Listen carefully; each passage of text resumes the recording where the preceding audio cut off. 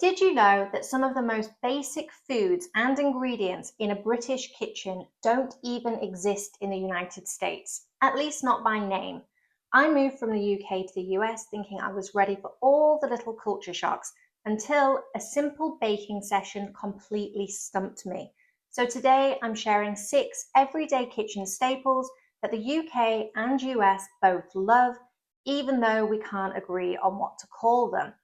So let's start with the humble courgette, or as Americans call it, zucchini. Same green vegetable, two very different words. And here's the fun bit. Both names actually come from other languages. The American word zucchini comes straight from Italian, a little nod to the Italian immigrants who brought the vegetable and their recipes over to the States. In Italian, zucchini means little squash, which is exactly what it is. The British word courgette took a different route, arriving through France, where the name simply means little squash in French. So while the veg is identical, the names reflect who introduced it to each country. The US got the Italian influence, Britain picked up the French, and now we're left with a vegetable that sounds far more glamorous than it really is. Whether you order courgette or zucchini, you're still just getting a green squash. Next up is the glossy purple aubergine, known in the States as an eggplant. And believe it or not, that name makes perfect sense once you know the history. The US term actually comes from early varieties of the plant that were small, white, and shaped a bit like eggs. When the fruit arrived in North America in the 1800s, those were the types people first grew, and the nickname eggplant stuck, even after the deep purple variety became the norm. Britain, once again, followed the French. The word aubergine comes from French after the fruit had done quite a bit of travelling across continents before finally landing in France and then making its way into Britain. So, while Americans went with a name inspired by how it looked, Brits kept the name that reflected where it wandered. Two names, one fruit, though we cook it like a vegetable, and it tastes just as good roasted or grilled. Just remember, if you ask for an aubergine in the States, you might get a few puzzled looks, so be ready to say eggplant instead. Next on the list is the hearty jacket potato, known in the States as a baked potato. In Britain, we call it both, a baked potato and a jacket potato. So if you're visiting from the US, you will be perfectly fine asking for a baked potato. The nickname jacket potato simply comes from the fact that it's baked with its jacket on, so with its skin still on. They can be cooked slightly differently on each side of the Atlantic, but it's still the same thing, a potato baked with its skin on. Ask for a jacket potato in the States though, and you'll probably get a few puzzled looks because the term just isn't commonly used here. Now, number 4 is what actually kicked this entire list off. I wanted to make scones, an essential part of a British afternoon tea. So I gathered my ingredient list, which included caster sugar, and headed to the store.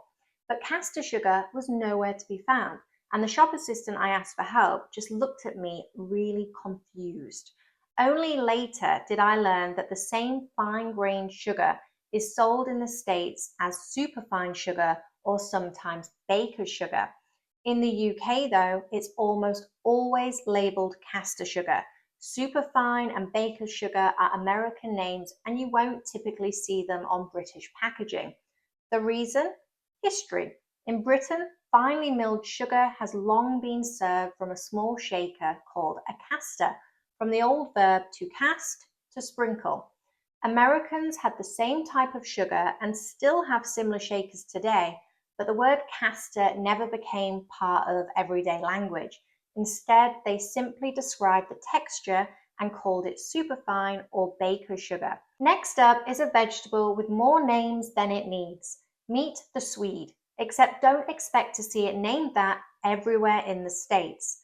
I was shopping in Walmart and I instantly recognized the Swede, but the label said rutabaga. I have never heard this word before in my entire life, but I was 100% sure that I was looking at a Swede. So I asked a few of my American friends, and some of them had no idea what a rutabaga was. They also call it a Swede, but other friends I asked have never heard of a Swede. So it really depends on where you're from and where you're shopping when it comes to what you'll hear. It's just like in some regions of Scotland and northern England, you'll hear Swede referred to as a turnip, adding another layer of naming to keep things confusing.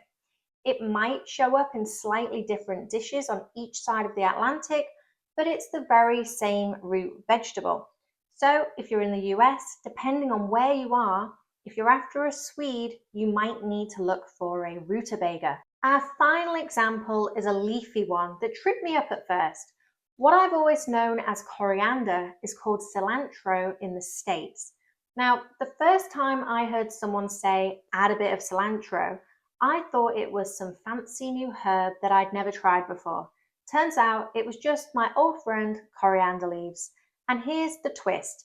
Americans use cilantro for the fresh green leaves, but they still call the dried seeds coriander, just like we do in the UK. So the same plant gets two names in the States depending on which part you're using, which can be a little bit confusing at first. But there you have it, 6 everyday foods and ingredients with names that change when you cross the Atlantic. Of course, this is just a taste of the differences between our two countries. There are plenty more, so drop your favorite UK versus US food name in the comments and let me know which one surprised you the most.